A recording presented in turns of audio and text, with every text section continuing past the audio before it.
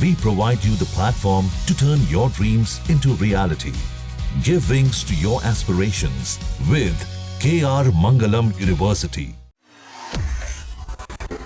PM Narendra Modi को घाना का सर्वोच्च सम्मान the officer of the order of the star of घाना से सम्मानित किया गया। इसके अलावा दोनों देशों ने 4 अलग अलग समझौते साइन किए हैं। सर्वोच्च सम्मान पर पीएम मोदी ने कहा कि घाना से सम्मानित होना मेरे लिए बेहद गर्व की बात है। इससे पहले उन्होंने घाना के राष्ट्रपति जॉन महामा के साथ जॉइंट स्टेटमेंट जारी किया। मोदी ने कहा कि भारत और घाना आतंकवाद को मानवता का दुश्मन मानते हैं और इसके खिलाफ मिलकर काम करेंगे। अमेरिकी राष्ट्रपति डोनाल्ड ट्रंप ने उम्मीद जताई है कि भारत अमेरिका के बीच जल्द ट्रेड डील होगी, टैरिफ भी कम रहेंगे। मीडिया से बातचीत में उन्होंने कहा कि भारत के साथ ट्रेड डील कुछ अलग होगी। भारत टैरिफ के मामले में किसी भी देश को रियायत नहीं देता है, लेकिन मेरा मानना है कि इस बार की ट्रेड डील से दोनों देशों को फायदा ही मिलने वाला है। ट्रंप ने डील की डेडलाइन 9 जुलाई रखी है। वहीं भारत किसी भी सूरत में 10% या फिर इससे कम ही टैरिफ की बात रख रहा है। पश्चिमी अफ्रीकी देश माली में 3 भारतीयों को अगवा कर लिया गया।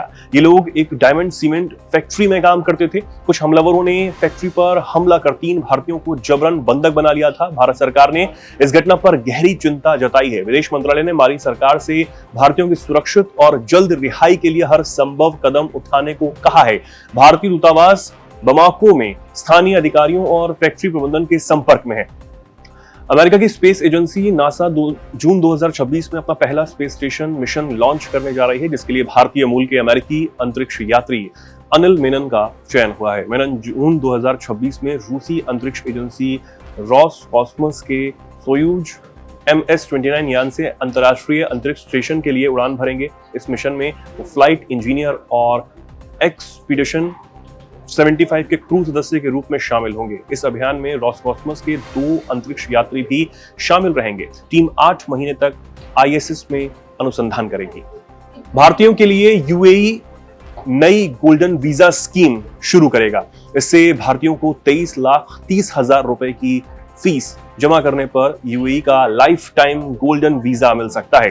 अब तक गोल्डन वीजा के लिए 4 करोड़ 66 लाख रुपए की प्रॉपर्टी खरीदनी पड़ती थी या फिर एक बड़ी राशि का निवेश यहां पर करना पड़ता था। अब UAE सरकार ने नए वीजा में जहां राशि को घटाया है, वहीं ये नया गोल्डन वीजा धारक के लिए आजीवन होगा।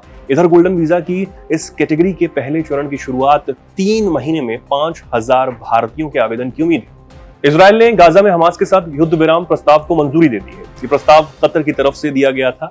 इसमें अमेरिकी राष्ट्रपति डोनाल्ड ट्रंप के विशेष प्रतिनिधि स्टीव विटकॉफ के सीजफायर प्रस्ताव की भी कुछ बातों को शामिल किया गया है। अब इजराइल, अमेरिका और कतर को हमास के जवाब का इंतजार है।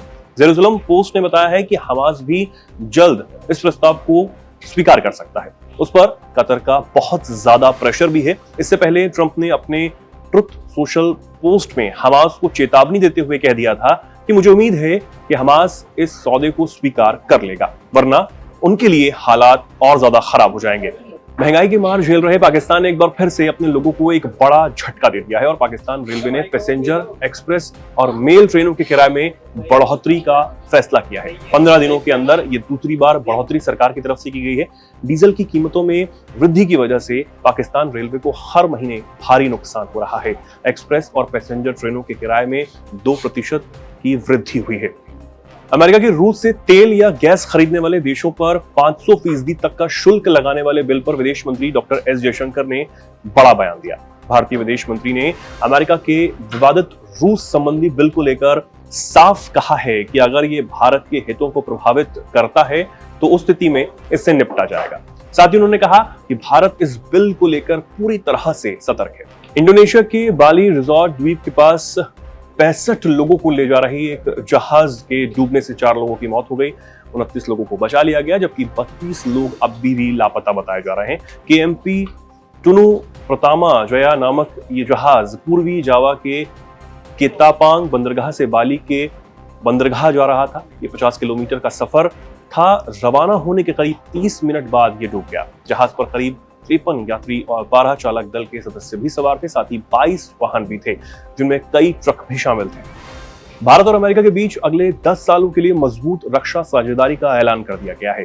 ये समझौता रक्षा मंत्री राजनाथ सिंह और अमेरिका के रक्षा मंत्री पीट हेग्सेट के बीच हुआ है। भारत और अमेरिका के बीच रक्षा और रणनीतिक संबंधों को और ज्यादा मजबूत करने के लिए 10 सालों के एक नए रक्षा ढांचे को अंतिम रूप देने पर सहमति जताई गई है।